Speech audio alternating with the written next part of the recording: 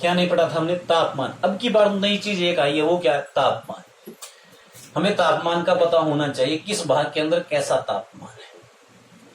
तो अब देखो, अगर हम बात करते हैं, ये भाग कैसा है भाई? शुष्क है। कैसा है? शुष्क भौतिक प्रदेश है।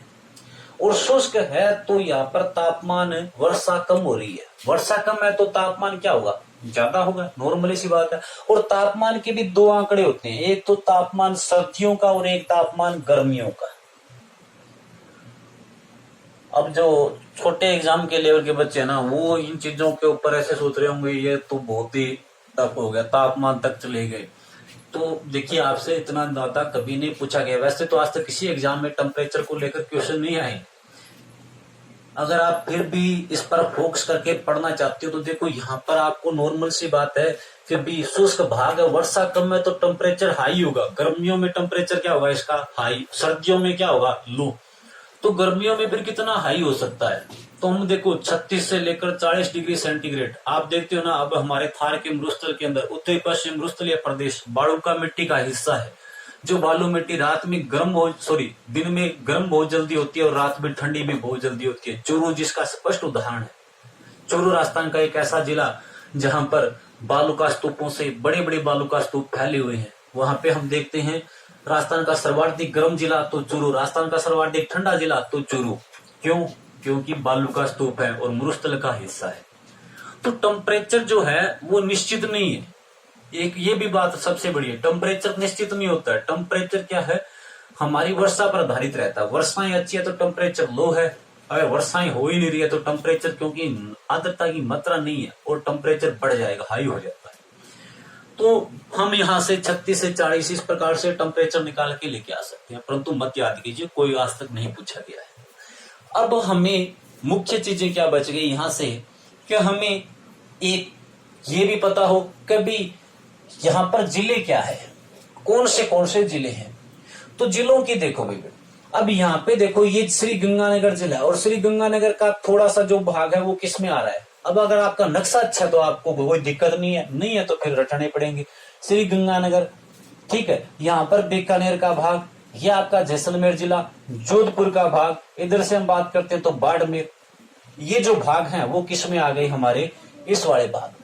फिर यहाँ पर हनुमानगढ़ के बाद में नीचे चूरू है आपका, ये सीकर, झुंझुनू, ठीक है, झुंझुनू, सीकर। इधर बात करते हैं नागौर, वही जिले पाली, जोधपुर, अगर हमारे यहाँ पे आएंगे जालोर, तो ये सारे जिले इसमें शामिल हो जाते हैं। इधर वाले में देखो जयपुर, अलवर, भरतपुर, यहाँ पर धौलपुर, सवाई माधोपुर, करौली, दौसा, भीलवाड़ा, चित्तौड़गढ़, ये जो भाग हैं इधर वाले इसके सारे वो इसमें आ जाते हैं। उदयपुर, राजसमंद, डूंगरपुर, बांसवाड़ा, कोटा, बूंदी, बारा, ये सारे जिले किसमें आ जाएंगे? यहाँ पर। अब बात ये है कि कोपेनहेगन ने जो 4 जलवायु खंड बताए, इसको हम कहते हैं AW। इसको हम क्या कहते हैं? AW। इसको हम क्या कहते हैं? देखिए इधर वाला मैं मिटा रहा हूं एक बार।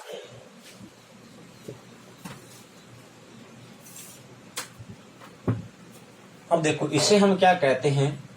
BWHW। इसे हमारा क्या नाम दिया गया है? BSHW। और ये हमारा कौन सा है? CWG। ये हमारे कोपेनहेगन के 4 नाम थे। पहली बात तो याद कैसे करें? क्या चीज है? याद कैसे करें?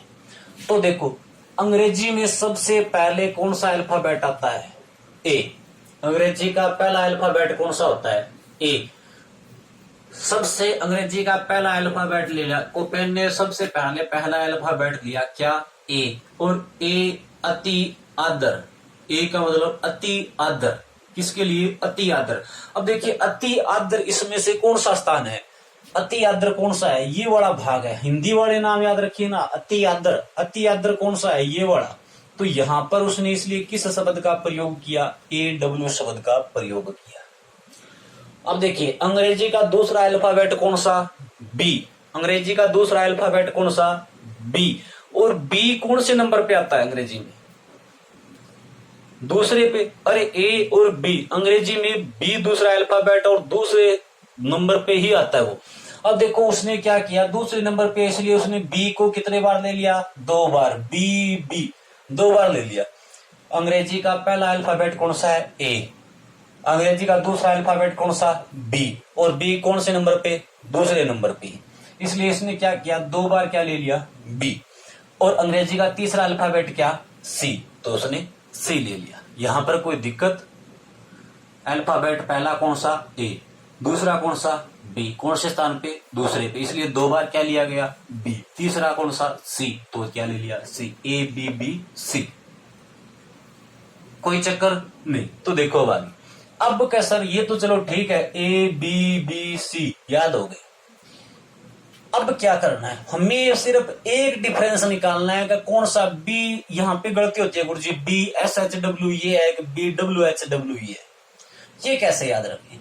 अरे आपने अभी यहाँ पे क्या पढ़ा है? 20 से 40 सेंटीमीटर वर्षा और वनस्पति कैसी है? स्टेपी तुल्य। वनस्पति आपको याद है ना, इसका आधार क्या था? वनस्पति। और यहाँ पर 20 से 40 में वनस्पति कैसी थी? स्टेपी तुल्य। तो स्टेपी क्या? एस से स्टेपी बनता होगा, एस से स्टेपी बनता है ना, तो बी एस। बस आगे का मत याद रखो, चाहे बी एस। आपको तो दो अल्फाबेट याद रखने, ये लीजिए बी और ये क्या है? एस, यानी बालू का स्टेपी तुल्य प्रदेश।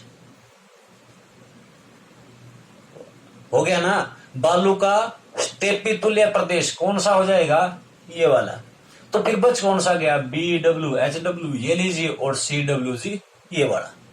अब सर कह, ये तो ठीक है, हिंदी में नाम आ जाते हैं क्या सर? हिंदी में पूछ लेता है इसका, तो रे हिंदी बना लो, कोई चक्कर ही नहीं है। देखो कैसे बना दे सर? ये लीजिए, ये हमारे लिए हिंदी में यहाँ पर नाम क्या था? हिंदी वाला पार्ट याद रखो ना, जो मैंने अभी सामान्य जलवायु वर्गीकरण का पढ़ाया था। क्या नाम था इसका? अरे शुष्क मरुस्थलीय प्रदेश, शुष्क मरुस्थलीय जलवायु प्रदेश अभी पढ़ के आए हैं ना, शुष्क जलवायु प्रदेश। तो यहाँ पर साथ में क्या है? मरुस्थल। तो हम इसको क्या कह देंगे? शुष्क मरुस्थलीय प्रदेश। क्या कह देंगे? शुष्क मरुस्थलीय प्रदेश या जलवायु खंड, शुष्क मरुस्थलीय जलवायु खंड। ठीक है, ये क्या हो गया? अर्ध शुष्क या शुष्क ही लगा लो, चाहे अर्ध शुष्क स्टेपी तुल्य जलवायु प्रदेश। अर्ध शुष्क क्या है? अर्ध शुष्क स्टेपी तुल्य, क्योंकि वनस्पति का नाम ले रहे हो आप, स्टेपी तुल्य जलवायु खंड। ये लीजिए, इसका नाम आ गया। तो दिखते कहाँ पे है?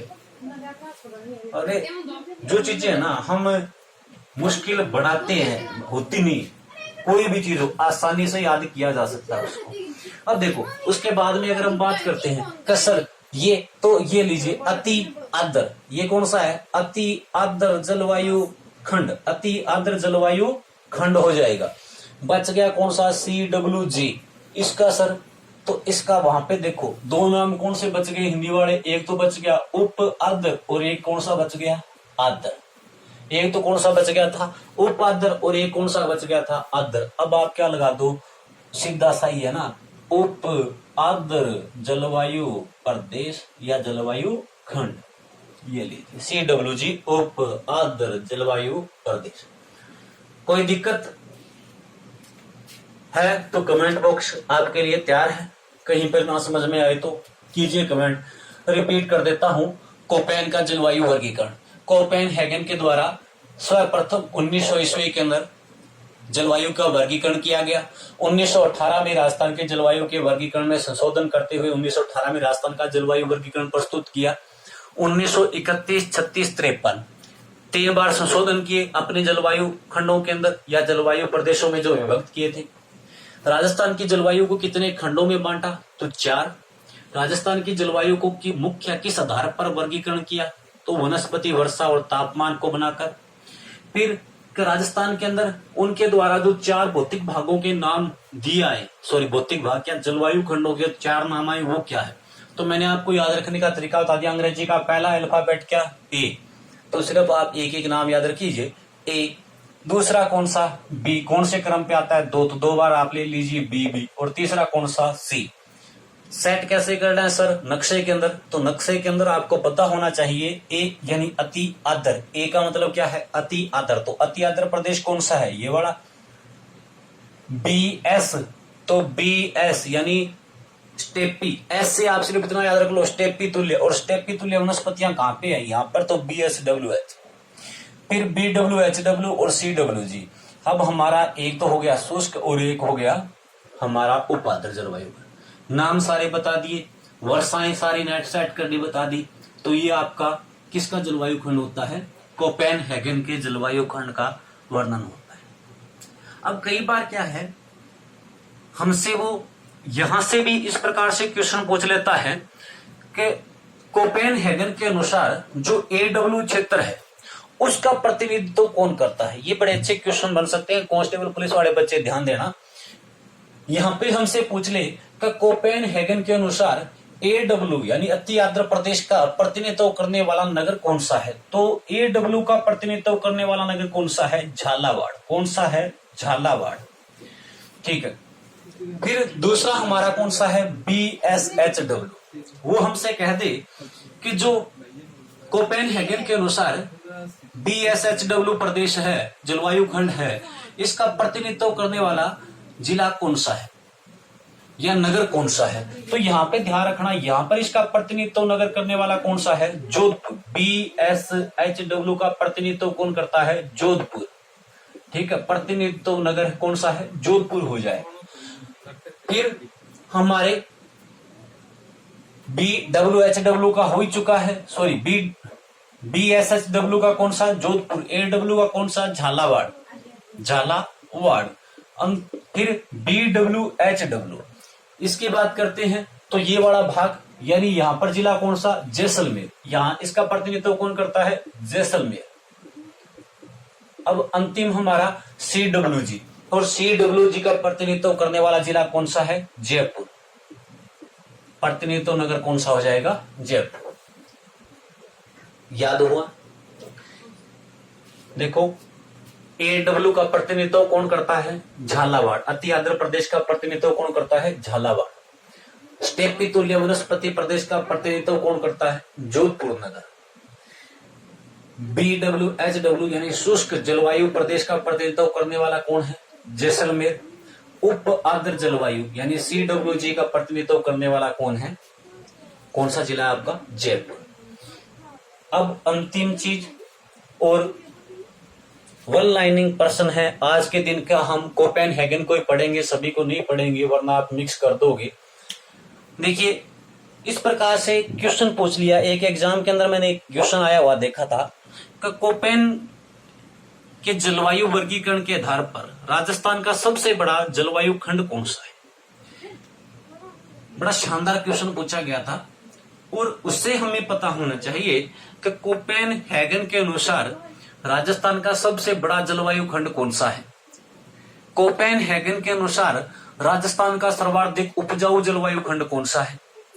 कोपेनहेगन के अनुसार राजस्थान का सबसे शुष्क या कम वर्षा वाला जलवायु खंड कौन सा है। इस प्रकार के जो क्वेश्चन बनते हैं उन्हें हम बनाना सीखना चाहिए। क्वेश्चन को कितनी भी लैंग्वेज में आप बनाना सीख लो, क्वेश्चन बनाना सीख गए तो आंसर तो आपको पता ही है। देखो हमारे लिए अब यहाँ पर क्या है, हमसे ये नक्शा हमारे सामने है, वो हमसे कह दे कोपेनहेगन के अनुसार सबसे बड़ा जलवायु खंड कौन सा है। तो क्षेत्रफल में सबसे बड़ा जलवायु खंड कौन सा हो जाएगा, BSHW। क्षेत्रफल में सबसे बड़ा हो जाएगा। ठीक है, तो अगर हम यहीं पर बात करते हैं तो कोपेनहेगन के अनुसार क्षेत्रफल में सबसे छोटा कौन सा है। तो क्षेत्रफल में सबसे छोटा कौन सा हो जाएगा, अति आर्द्र AW सबसे छोटा। कोपेनहेगन के अनुसार सर्वाधिक वर्षा वाला जलवायु खंड कौन सा है। तो सर्वाधिक वर्षा किस जलवायु खंड में हो रही है, इसमें 80 से 100 सेंटीमीटर। और सबसे कम किस में हो रही है, इस वाले में 10 से 20 सेंटीमीटर। कोपेनहेगन के अनुसार सर्वाधिक उपजाऊ जलवायु खंड कौन सा है। तो सर्वाधिक उपजाऊ देखो हमारे इस पूर्वी मैदानी प्रदेश वाले भाग के अंदर मिट्टियां कैसी है, यहाँ पर आपको पता है जलोढ़ मिट्टी है। और जलोढ़ मृदा किस भाग में आ रही है, CWG में। सबसे उपजाऊ कौन सा हो जाएगा, CWG।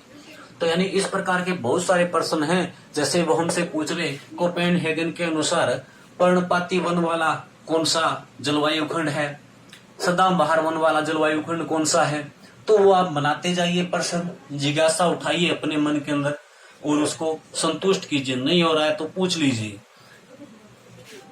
आज के लिए दिन भर यहीं पे हम कोपेनहेगन के अनुसार ही खत्म करते हैं जलवायु वर्गीकरण। कल हम ट्रिवाथा और थोर्नवेट एक ही दिन में दोनों की बात कर देंगे, क्योंकि ट्रिवाथा ने बिल्कुल कोपेनहेगन की कॉपी की थी। सेम की सेम ही चीजें हैं, कुछ भी चेंज नहीं किया, एक अल्फाबेट भी चेंज नहीं किया हुआ, सारी सेम कॉपी है ट्रिवाथा की। थोर्नवेट को थोड़ा सा ढंग से पढ़ना पड़ेगा हमें। तो धन्यवाद। स्टार्टिंग के अंदर भी मैंने कहा था, लास्ट तक जो बच्चे पहुंचे हैं, अगर वीडियो अच्छा लगा तो लाइक कीजिएगा और अपने दोस्तों तक शेयर कीजिए। और आज मैंने जो आपको टास्क दिया है उस पर भी ध्यान दीजिएगा, क्योंकि देखो हमारे चैनल को टाइम हो चुका है 2 महीने के करीब और सब्सक्राइबर बहुत कम है, तो हो सकता है शायद इसको ऑफ करना पड़ जाए, क्योंकि नोटिफिकेशन भी इसके बंद कर दिए गए हैं, उन्हें भी दोबारा पुनः प्रारंभ करवाया गया। तो आप कोशिश कीजिए, देखिए आपके लिए मुश्किल नहीं है, आप अपने साथियों को 10 साथियों को एक जोड़ दीजिए, उनको बोलिए आप एक एक को सब्सक्राइब करवा दीजिए, तो आपकी क्लोजली फ्रेंड होंगे 10, तो आप उनसे करवा सकते हो। तो धन्यवाद, जुड़े रहिए मेरे YouTube चैनल से। मिलते हैं कल के दिन नेक्स्ट वीडियो के साथ, तब तक घर पे रहिए और पढ़ते रहिए।